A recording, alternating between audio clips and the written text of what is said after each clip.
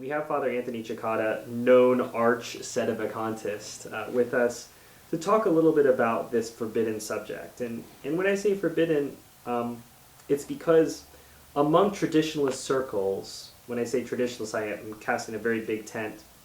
Among traditionalist circles, there are two things that are known. One is that we all like the Latin Mass, and two, that Sedevacantism is out of the question. Those are the only two things that we know. Okay. And so, as someone who, I suppose at some point in your past, we don't know when it was, these misty pasts, you were not a Sedevacantist. You were part of the institutional Catholic Church, you recognized someone as Pope. There are a lot of articles you've written, in fact, a lot of articles you've written, Father, over the years about this issue. But the key question is, that I think informs this and helps us start our discussion, is how did you get there?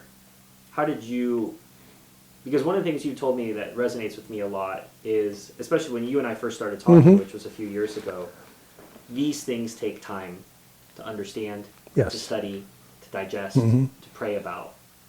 How did you get there? How did this become clear for you? I started out as what I suppose we would call nowadays a neocon or Novus Ordo conservative, a wander type of conservative. So I was growing up, I grew up before Vatican II, and I ended up in the minor seminary just as the Vatican II changes were being implemented. And it was slow, it was bit by bit. Our seminary, high school, was somewhat conservative, and we still had a lot of the old academic formation. But the Vatican II changes were just starting to be introduced. And you started to hear about all of these terrible things that were going on, different doctrines that priests were denying. And so this is in the 60s and maybe 65 to 69. All sorts of terrible things were being done with the sacred liturgy. You saw the priests leaving the priesthood in droves. So there was all this ferment going on, and I came down all the time on the conservative side of things. And I said that, well, if we only stick with the Holy Father, surely everything is going to come out all right. And, if the Holy Father only knew about this, if he only knew about that, he would surely do something. So that was my mentality in the seminary high school. And as I expressed in other contexts to you, I was particularly disappointed when the new Mass came out, because it seems to institutionalize some of the things that I'd regarded as abuses. But, we defended the Holy Father, Paul VI. That's what we're very good at. Little pretzel-like yoga, I guess. But I did that through a high school, and I certainly did it through the seminary college. I put a lot of time into that and trying to promote the idea that if we're only loyal to Rome and we're only loyal to Paul VI, everything is going to work out. After college, seminary college was a terrible experience from the point of view of theology that we were taught. It was totally modernist. I went into the Cistercian order, which is a monastic order that was very conservative. And we were as conservative liturgically as you could get. The liturgy that we had was the new Mass. It was all in Latin, though. Everything was chant. We chanted the divine office, all the hours of the divine office, and so on. And there, too, I cultivated the idea very much, if we only stick with the Pope, everything is going to come out all right. The order sent me to Switzerland and to another conservative monastery. And this monastery had even more chant and even more ceremony than we had. We were supposed to be sent to the University of Freiburg in Switzerland to study, because supposedly it was more conservative. That was one of the initial reasons, by the way, that Archbishop Lefebvre selected Freiburg as the first seat of the Society of St. Pius X. The least bad. Yes, the least bad of the universities. But there, too, even among these young monks who were living this extremely conservative liturgical life, you still could see the influence of modernism, very much the influence of modernism. At that point, too, as well, Archbishop Lefebvre was very much in the news in France and in Switzerland. And there's a conflict between him and Paul VI. And a lot of the things that he said made a great deal of sense to me. That finally, after all these years, I was starting to see in my own very conservative context that the new Mass was pretty much indefensible, even in Latin. We had communion in the hand in the midst of all this magnificent chant. And the monks very much imbibed, especially the younger monks, these ideas. So at that point, I left the Cistercians and I went to a Cone. And I came to the conclusion very quickly there that after all I had gone through, the problem with Vatican II, with its new disciplines and worship and new theological systems, was not a question of interpretation, but in fact it was the whole shooting match. It was everything. So at that point, it was everything that I had been defending and trying to put a conservative spin on. So the question is, well, how do you figure this out? Did you have a particular tolle e lege moment where, I read something and it all clicked, or was it just a sort of gradual, because you're talking about reading some of the things that the Archbishop said. Mm-hmm. Was there something particular you read, or it just sort of gradually occurred to you, this is wrong? Well, what kind of pushed me over the edge, as it were, about the new Mass, and then everything else sort of followed, was in the chapter every day, the abbot, who is a noted liturgist in the order and a very devout man, gave a sermon condemning what the Archbishop Lefebvre had been saying about the new Mass and the changes in the Church. And the example that he used for our attitude was taken from a book by Brian Moore called Catholics. It was a very popular book, and in fact was made into, I think, a movie. Is or this with Martin Sheen? Possibly. I think I've heard it was a about this. long time ago. So the idea behind Catholics was that Vatican III has happened, the bishops have come with their wives, and that there's this retro monastery. And they're trying to force it. They're trying to force something on them. At the end of the novel, the visitor from the Vatican forces, in effect, this new religion on the monks of the monastery. And one of the characters says something like this, that, well, even if I was told out of obedience, not to believe in God, I would still have to do that out of obedience. So Father Abbot was defending essentially this idea in the chapter. And I had an argument with him at night at recreation. I said, that's verrucht, that's crazy. How could you say something like that? It makes no sense. No, he was insisting that this was what one had to do, that obedience trumped everything.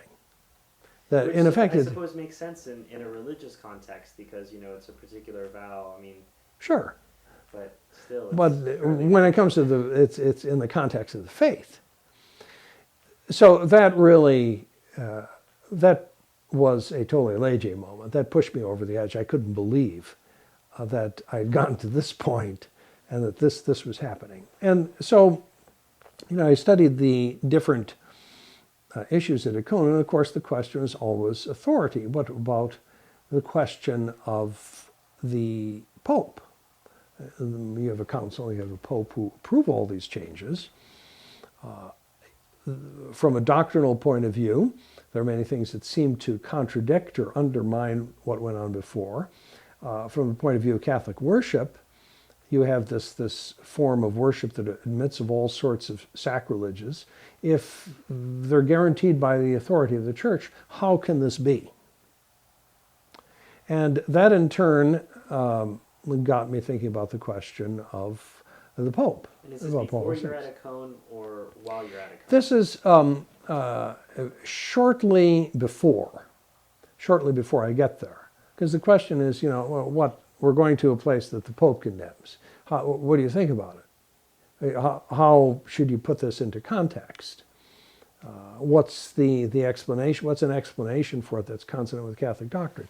So you had at a cone in those days, we had all sorts of ideas and opinions on this particular question.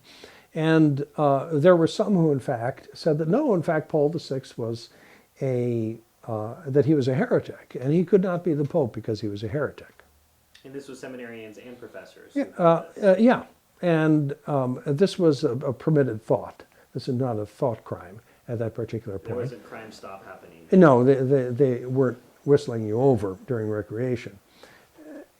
The term Sedevacantism actually didn't exist. That was, I think, only came to be used in the 1980s. But you had people who adhered to this among the English-speaking and among the Germans. Father Schmidberger, in fact, had at one point as a seminarian, yes, put out a pamphlet to this effect. So this was sort of ferment. And this made sense to me, an awful lot of sense to me, because clearly the changes were evil. Evil can't come from the authority of the church. Therefore, somehow, these people must not have authority in the church. And many of the things that Archbishop Lefebvre would say could lead you. Father. You have to free yourself from these scholastic. Well, I know these scholastic principles. Set up, a major premise, minor premise, and you draw a conclusion from that. I don't know that that's really the way. You have to stay off the premises, I think, is what you're saying. So this was in the air. It was talked about. And, I'm not saying that the Archbishop certainly was a Sedevacantist. He went back and forth in terms of what he said. He permitted it to be talked about, and he permitted seminary professors to hold positions. Oh, yeah, sure. And it was... obviously there was conflict among the professors about it, because some wanted the idea, or had the idea that, well, you couldn't say something like that at that point. So there was ferment all the time, and ferment and bubbling in the 70s. So I was there 75 to 77, and there was a lot of talk about that precisely because of his conflicts with Paul VI. So you had all sorts of different dramas going on. So before you came to the seminary, it had sort of resolved itself for you that this made sense, that the reason why none of these things, all these things were bad, was because they didn't proceed from the authority of the church. Yeah, how could the church give you the great sacrilege as a mass, for instance? How could that be possible? For the formulation of Archbishop Lefebvre at the Mass of Luther. Or the Mass of Luther, for that matter. How could it do that? So it's the question, you come to the question of authority, and you come to the question of the church. You end up in a position where otherwise the church is kind of defecting. So you have to find a way around that central issue with regard to Vatican II and with regard to the different changes that came along with it. And I think the way you've talked about it, Father, it makes a lot of sense as to how you resolved this for yourself. And as I said, you've written lots of articles. There isn't one comprehensive article. The closest I can think of is an article you wrote for The Remnant back in 2005, which was called Resisting the Pope, Sedevacantism, and Frankenchurch. And you state two premises for the beginning of your argument. The first is that the new Mass is evil and harmful to the faith. Now, while I wouldn't say that all traditionalists would articulate it in that way, they really do feel that. Sure. They may not say it's evil, that they'll shy away and want to have a semantic discussion about what evil means, but they won't go to the new Mass. They discourage people from going to new Mass, and they think going to the new Mass is, if not sinful, certainly an occasion of scandal. The second point that you make is that the teachings of Vatican II and the post-Vatican II hierarchy often contradict pre-Vatican II teachings and at least fall under the heading of doctrinal error. Yeah. Again, while a traditionalist may not formulate this tight, limiting phrase. That's because Walter Matt limited me to 3,000 words. So that concentrates the mind. That's true, but they would agree with you. So I grant these two general points as a starting place, and I think it's a reasonable place to start. There's not too much baggage there. New Mass equals bad, Vatican II equals bad. Yeah. From there, you proceed along the lines of what you're talking about how the church can't give a stone when someone asks for bread. Mm-hmm. That the idea of the church can only give you, what is necessary for salvation. I think over the years, as you've dealt with the same old reheated, microwaved leftovers of arguments, mm-hmm. people continue to pick up the same objections and treat them as if this is the causa finita est part of the arguments. Well, I mean, Vatican II is a pastoral council.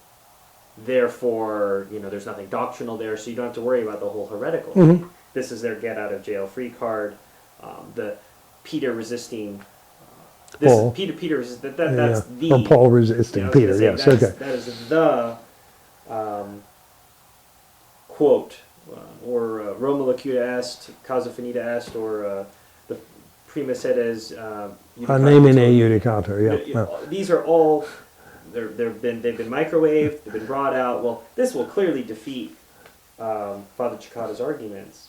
So, the phrase that I find so fascinating, that I think first captured the Sedevacantism argument for me, even when I was, I shall say, resisting the idea myself. I recognized the idea, I resisted it. Your phrase, recognize and resist, and Bishop Dolan has said this before, the have your Pope and eat him too argument, I think is very attractive. Of course. I get to be a good Catholic, which is what you articulated in the conservative position. Well, let's just go with the Holy Father, and Holy Father this, and Holy Father that, and yes, Holy... Because that's bred into you as a good Catholic. It was bred into me. Sure was bred into me, yeah. So, it allows you to act that out via pictures in your vestibule, and mention in the canon, and... referring to him in conversation. He exists. Yes. But it also allows you to say, but all of these things are bad.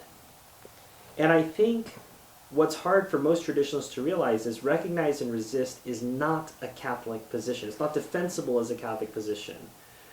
But it's the position many people have found themselves in because they haven't done enough work or thought about the implications of their position.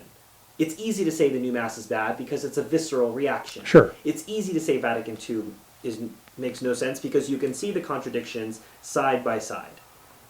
But what's hard is to say, and now what?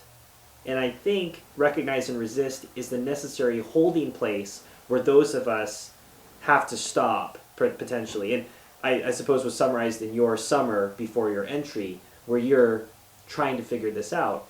And this is extended for most people, or it's Crime Stop. I'm not allowed to think about it, not only because Bishop Fillet says I'm not allowed to think about it, but because that means the gates of hell have prevailed, etc. There are all of these drastic things. Yet they're in this holding position. So recognize and resist is an attractive position. And you go through and you talk about various things explaining why recognize and resist can't work.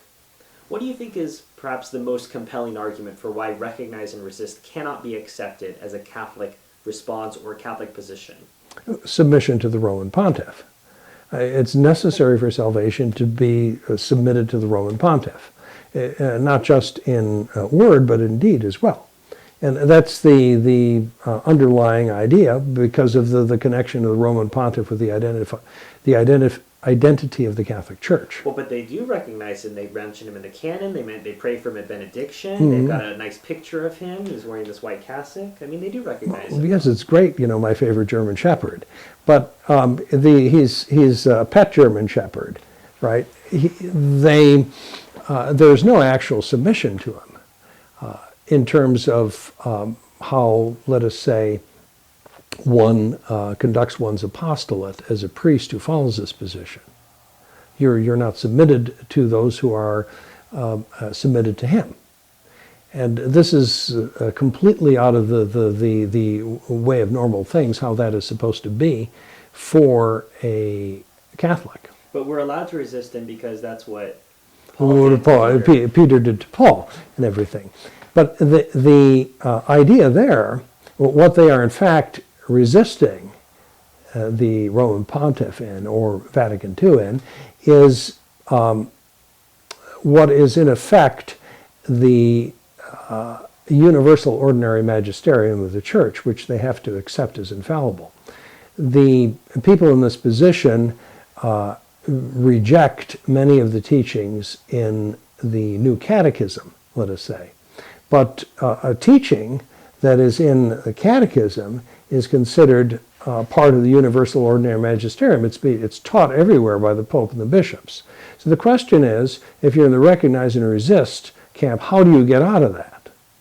And well, you're just the following answer tradition. is, that's what you're doing. You're following yes, tradition. you're just following tradition, which is their fallback. But in terms of Catholic theology and an understanding of the nature of the Church, it never addresses the issue. How can the Church give you error? How can the Church give you something that contradicts what was said before? So you end up with these vague formulations of, well, we're following tradition, the Pope is like a bad father to us, who's giving us these evil commands. We take care of that, I think, in this article as well. That's you have to stop and think, but it's a fatuous analogy, because your father has dominative power over you, and he is always your father, and always continues to be your father. Whereas the Pope has jurisdiction over you, which is something completely different. He can make laws, and it is a public power that is given for the good of the Church. So you have these different false and fatuous analogies that the recognize and resist crowd engages in. And those, ultimately, when you look at them closely, really do not fly. Or, for instance, the idea of resisting commands. The Pope gives you an evil command. And that's completely different from the question of a law, which is an act of public jurisdiction. There's nothing that prevents the Pope from giving someone an evil command. I think I give the example in there of Dynamite Fatima and bring me another blonde chorus girl, Monsignor. The thing is, that's an evil command. That's not a law. So these arguments simply don't hold water. There has to be another explanation for it. Well, but who are you to judge, Father? I think that's always the next thing. Yeah, I mean, who are you? I mean, we can't. The first see is judged by nobody. Ergo, you can't judge anybody, and the Pope's the highest authority. Therefore, perhaps, let me just grant, Father, that you might be right. Yes, okay. But we're not going to know till the future. It's like how the Great Western Schism was resolved. Those people didn't know how to act. They didn't know who was the Pope. They had to wait for the future in order to find out if they were right. And so the question is, what do I have to do now, though? If a submission to the Roman Pontiff is a matter for salvation. So what do I have to do now? How do I have to act? And that, in fact, is the question. How do I reconcile this? The luxury of the this? Great Western Schism was you had three guys to pick from. Yes, at least. So you could say that, well, one to whichever one works. But in your situation, you would say you're submitting to nobody. Say again? You would, in your position, you would be submitting to nobody because you don't recognize. If there were one there, we would submit to him. But the question, you could have the vacancy of the apostolic see that can go on for a long time, and people still get to heaven during that particular period of time. So even though there's not someone visible who is the visible head of the church on earth, you'd be submitted to him if there were someone who's visible.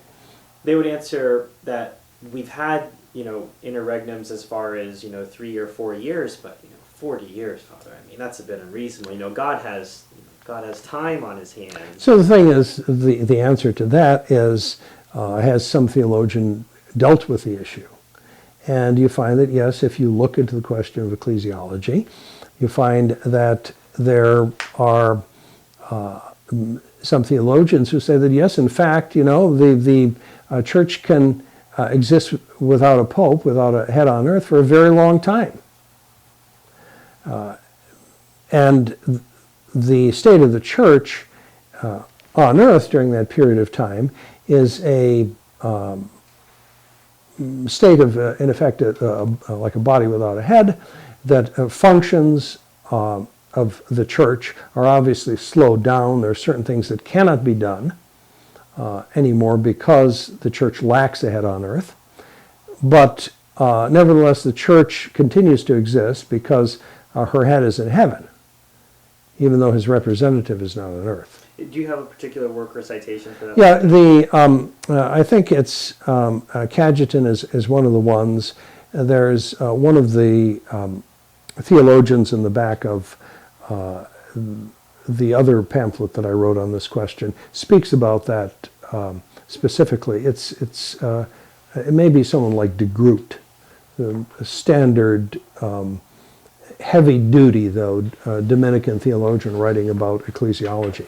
So it boils down, your issue, how you answer the authority, or the question of the Pope, boils down to a question of ecclesiology, right? That the church can exist without Pope for a while, but the church can't give you error. The church can't give you an evil mass. And I think that's the fundamental quandary that those who are in the Recognize and Resist camp find themselves in, is they do agree with you, whether or not they want to, about the new Mass and about Vatican II, but they can't go where you go. And why do you think that is, Father? Why do you think it's such a verboten subject? Why is the conclusion, or at least even the possibility, which Archbishop Lefebvre on numerous times said that it was a theological possibility, why can that not even be discussed? Well, that's a good question, because people are terrified of the consequences, looking, as it were, over into the abyss. In the abyss. And it becomes then extremely controversial. That, for instance, if Lefebvre had said that would have, a good number of people simply would have left him. I know that when he made statements that seemed to come very close to Sedevacantism, there's a total uproar. They would have said, this is a hard saying. And this is a hard saying, and goodbye, yeah. And it's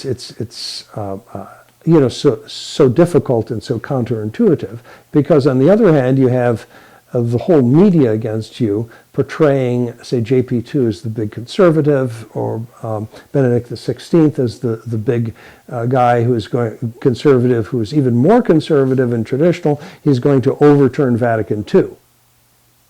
So it goes against all of this, but it's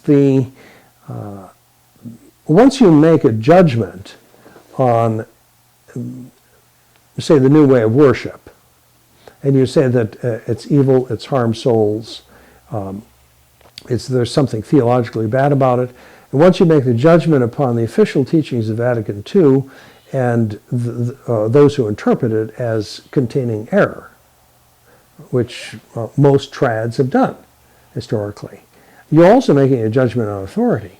Because when you say that, you're saying implicitly it can't come from authority. It can't come from the authority of the church, because the authority of the church can't give you that. Otherwise, the church defects and is fallible.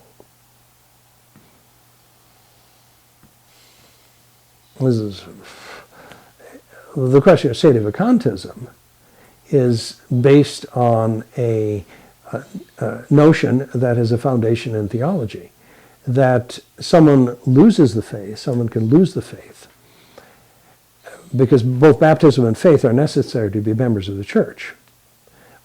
When he becomes a public heretic, that loss of faith becomes manifest in public, he puts himself outside the church. If he's in a position of authority, he puts himself outside of that position of authority as well.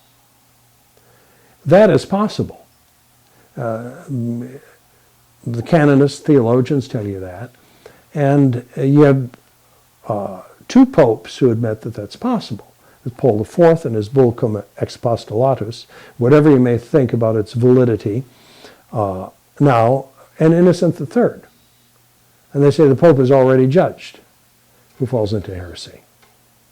So that is a tenable position in terms of canon law, papal teaching, etc., and dogmatic theology. What is not a tenable position is the idea that the authority of the Catholic Church gives you evil and gives you some species of error.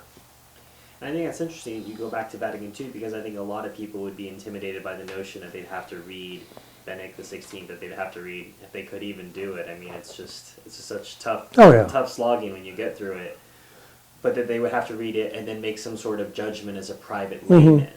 But you're pointing out that they're already making that judgment by refusing to go to the new Mass and by refusing the teachings of Vatican II. Sure. So just by refusing the new catechism. If you are in the recognize and resist camp somewhere, well, if the priest comes in and says, we're going to use the John Paul II catechism, there'd be an uproar. And you say, no, it contains error. You know, it's all that ecumenism and religious liberty and all those funny ideas about the church. We can't teach our kids that. You know, little Marcel, I mean, we have to cover his ears, you know. But you've already made the judgment. And I tell people that once you start with those two ideas, that there is the new Mass is evil and harmful to souls, and that the official Vatican II and post-Vatican II teaching contains error, you're already become a Sedevacantist. It's just that you don't know it yet. I think you make that point at the end of it. At the end of the last line of your article says, all traditionalists therefore are really Sedevacantists. It's just that they haven't figured it out yet. And I think that that's the reality of the recognize and resist camp, and that's part of why it's a transition from the indult to recognize and resist to sort of, because it's a gradual realization of where this leads me. Sure. But that's ultimately what's going on, is a recognition of the consequences of what this means when I make this judgment. Because when you're in the conservative camp, you don't make that judgment. It's just, no, you know, you say Vatican II must be good because the Holy Father said it, and then you have a pretzel sandwich. But by the time you get there into the recognize and resist camp, people just, I think, you've alluded to it before, the abyss. It's just, I don't want to, very modern saying, I don't want to go there. I have people don't. Yeah, they're comfortable. I have my Latin Mass. I've got a school for my kids to go to. We've got devotions on Thursday night. Father does catechism class. We can talk about this. Why are you trying to stir trouble? I don't want to go back to garage masses. I don't want to be driving Father, on his mass circuit. We're happy. And while that may sound fairly callous, I do feel that summarizes the position of most recognize and resistors. They just don't want to talk about it, or they'll just send me to an article, the one or two articles that have resolved this issue for them. Mm-hmm. So here, read this article and this will fix it for you. Because this issue is not about one article. This issue is not going to be resolved by, even, as I said, I think that your Frankenchurch article is a good article. I think it's a start. Yeah. I think for those who really want, they're going to have to do the hard work, which most people aren't willing to do, which you alluded to about Cajetan, which is you're going to have to go look it up. Yes, precisely. And most people just aren't willing to do it. They want to be told, and they don't realize this is exactly what happened and how we got into this mess in the first place, is because they just did whatever Father told them. Father told them this was a transitional rite. Father told them that this was sanctioned by the Vatican. I've got mimeograph sheets that we're using for the missal, but Father said it was fine. But they're just repeating it. So they're talking about how, oh, the 60s were so bad and we just went along with whatever Father said. But now Father writes an article against Sedevacantism. That means that that's it. I don't need to talk about it anymore. Yes. When it's been foreseen by theologians in the church that this could happen. Precisely. It's even been seen by a pope, but they don't want to read it, or if they do, it's just, well, I read an article about it, therefore you're wrong. Yes. It doesn't even seem like you could bring the specter of, the Archbishop and say, well, the Archbishop said it was a possibility. Well, that was in his time. But now... That was then, this is now. Yeah. And that brings us to, where we are now, which is... Well, let me pause on that. The question then is begged, Father, let's grant that you're right. Now where are we? What do we do now? Don't we have a conclave? Don't we elect a new pope? Well, we wouldn't have the authority to do that. But you have the authority to judge who's the pope. Well, how that works, though, is actually we don't, you have to understand what you mean about judge. You make an individual judgment of whether or not something is Catholic or not in the case of the new Mass. That's not the same as a legal judgment. Legal judgment where you're sitting in the position of a judge, let us say in the ecclesiastical court. You don't have, all of that stuff is based on human law. And when it comes to the question of the Pope, it's clear from the teaching of Innocent III that he says the heretical Pope is already judged. So there's no need for anything like that, some sort of a judicial procedure. Where you do run into a problem in terms of church law and conclaves and exotic stuff like that is that it is very clear in church law that you cannot fill an office unless it is clear that you have the right to fill that office, and unless there's a declaration from someone in authority that the office is vacant. We can't do that. Right? We can't start the legal mechanism up to start a conclave.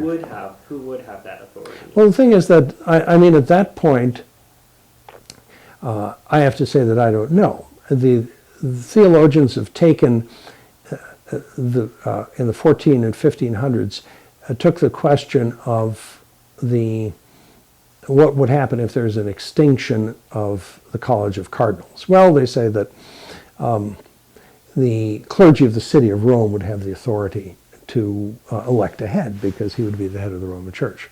So they have thought about this. They've talked about this. Well, then the next question is, what if you didn't have the... what if they all died in a plague or something. Well, then the theologians say the church would then have the power to designate someone as her pastor. And then that's where they stop. Unfortunately. Which dog or cat in Rome. Yeah, so so I have to say that, from the point of view of procedure, I don't know. But the inability to figure out what the legal mechanism would be for attempting a pope. So for you, it's a legal issue. It's not an issue. If you did discover, you say you don't know now, but if you did discover a legal mechanism that made sense in yeah, there might be something like that. I think someone would have come up with it at this point. But you say that the fact that you can't figure out some sort of legal mechanism or you can't predict the future it doesn't mean that by default you can go back to a situation where the authority of the church exercised through the Roman pontiff can give you an evil right or contradictory teachings. So it's two separate issues. The inability to resolve the legal issue doesn't do anything. You have some saints who say that one day Pope will be designated from heaven by Saints Peter and Paul. That's one possibility people have talked about. So in addition to the General Council. So who knows? But that doesn't resolve the problem of authority the authority of the church giving you something evil. You get no contradiction. You end up in Sedevacantism. You may end up in mystery as to what's going to happen in the future, but you don't end up in contradiction, where you get a defecting authority. Well, and I think that's I often see in an article, article name like, Sedevacantism a dead end, or, where have you taken us? Yeah. You've taken us to a dead end, and that's a sterile faith, and, the Catholicism's sterile, and that's where you're taking us. Or they'll argue from, a number standpoint, Sedevacantists aren't very numerous, you don't have a lot of religious congregations, clearly there's not, by their fruits you shall know them, there's not a lot of you, therefore you're wrong. That's another way. So you're looking at effects, as you're saying. Sure. Rather than going back, the root issue is, can the church do this? Okay. If you can answer that question, then we get to play the what if. Mm-hmm. But since you can't answer that question, you can't really bring up well, this is a dead end, or we don't know where this goes, because you haven't answered the original question, which is recognize and resist the Catholic response to the current crisis? So you're willing to concede that the end of Sedevacantism, or shall we say, the conclusion, leads you to sort of a mystery as to where we are in church history. Who knows? And this is where the Great Western Schism analogy, though, does work. The people in that situation did not have an idea about how it was going to be resolved. And that's essentially what we have. But we know that it can't be a defecting church. And I think what's fascinating about that situation as well is that the church didn't go back and define, well, this guy was pope from this time to this time. Mm-hmm. I think partly because they were just glad that the whole situation was over, but I think partly because you're back to your point about, well, what happens if all the priests die in Rome? Says, well, do we really need to go back that far? It's a sort of they didn't sort of dangerous territory here when we go back. So there are a couple sidebars here which I find interesting that I don't think they touch on the matter and the real heart of the problem, mm-hmm. but they are an obsession among traditional Catholics. Okay. The first is that I would call them the hardcore Fatima people. Mm-hmm. Father can't be right because Our Lady said that Russia will be consecrated to the Immaculate Heart by the Pope, and that there will be a period of peace. Since consecration has not happened, and you have to have a pope to do the consecration, Father is trying to go against Our Lady, ergo Father is wrong. Yes, that's a whole... That's putting you against Our Lady. Yeah, and you don't want to be against Our Lady, so there are a whole series of wrong propositions in there. The first is Fatima. It's private revelation. And you do not have to accept private revelation, and it's not correct data really for dealing with a question like this. And in fact, Archbishop Lefebvre himself said at a conference at Econ that it was a distraction. The whole Fatima issue was one big distraction away from the real battle, which is with modernism. That precisely because it is a private revelation that is subject to additional private interpretation by all sorts of different people. So it really doesn't work, from that point of view. So you have private revelation is, even as edifying as it is not really necessarily a starting point as to give you an underlying principle for some sort of theological argument. Then B, that is, you have people who are putting interpretation on top of this private revelation, in the sense that they're saying, well, it wasn't done, A, or B, it wasn't done properly, Pius XII or whoever didn't do it properly. And then from that they're going to the idea that, well, you have to have a pope to do this, therefore. So it's an argument that it's weak at every juncture. Well, that doesn't necessarily convince people like this because the primary datum is the Fatima message, and that was Archbishop Lefebvre's point. And that's why it is this sort of argument is really a distraction. Well, I suppose I want to put an asterisk or a footnote here, Father, because I would say that, would it be fair to say that you're someone who is personally edified by the message of Fatima, and you've probably given some about it? Sure.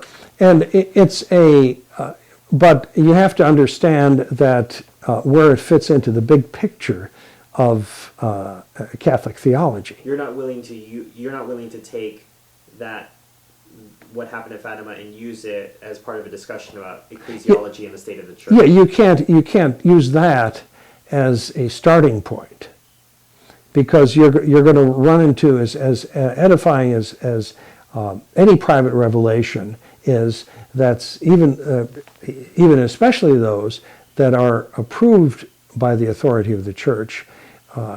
It doesn't work that way in terms of resolving an issue of ecclesiology. You're not going to find a theologian who says, well, if you have a private revelation of this sort, you can use it as the data that you start to reason to a conclusion about authority in the church. So it's apples and oranges. It's completely beside the point.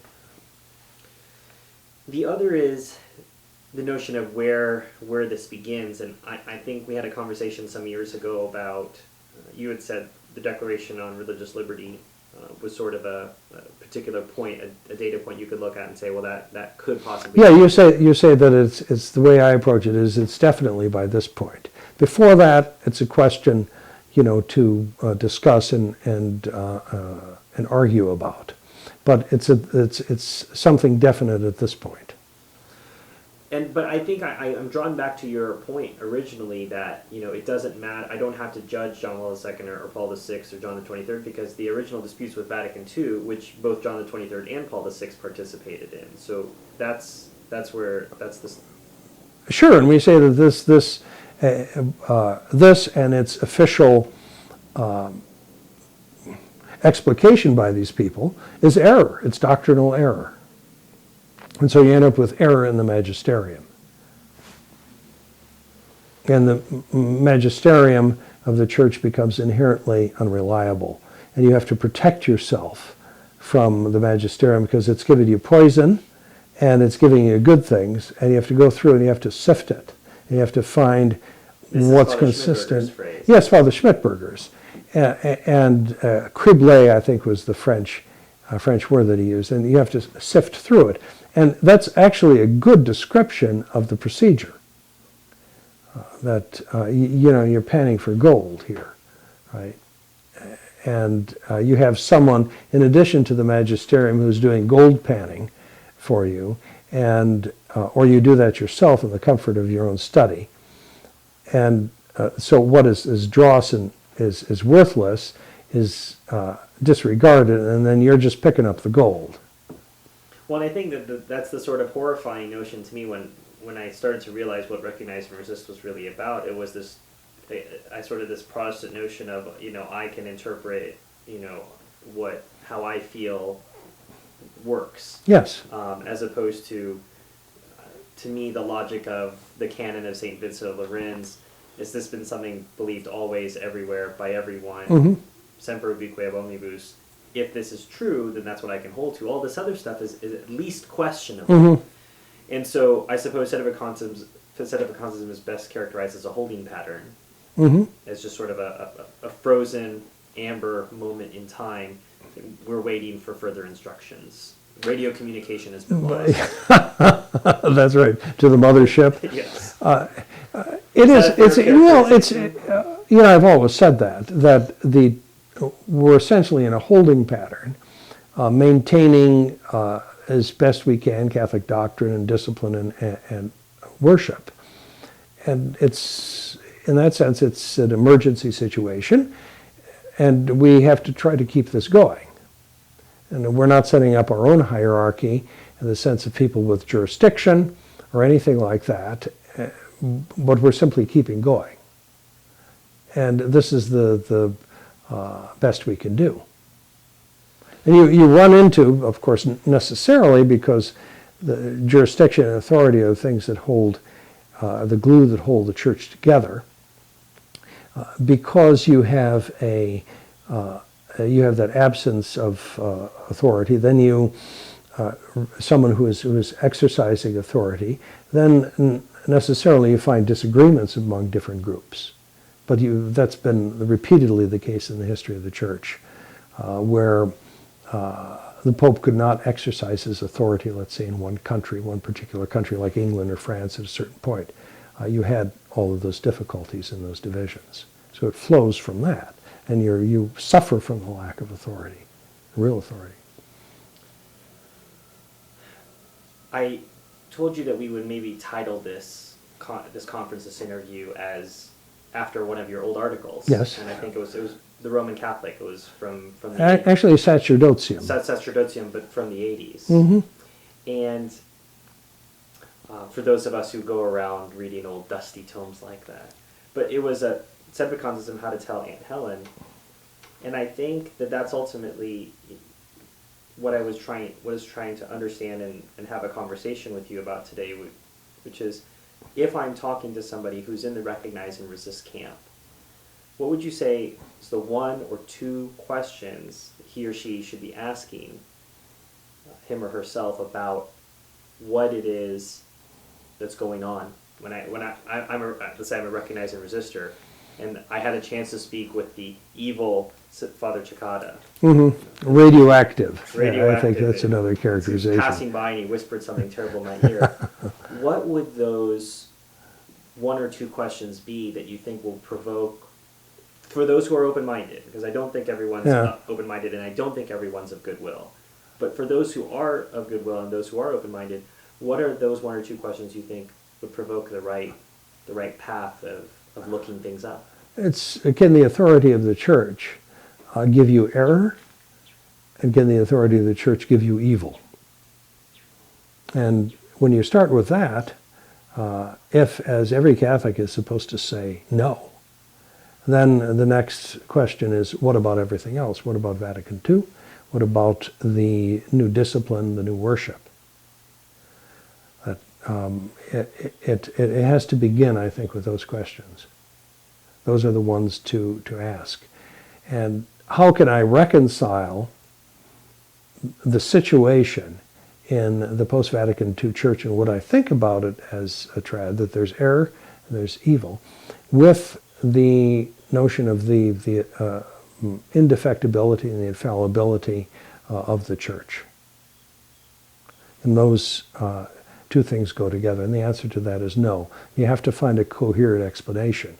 If it's not, if the church herself can fail, you have to remember that men can fail. When they're men of the church in positions of authority, they lose their authority. And that is the only explanation that can be coherent in terms of Catholic theology. Well, thank you very much for your time, Father. My pleasure. Say hi to Aunt Helen for me. I sure will.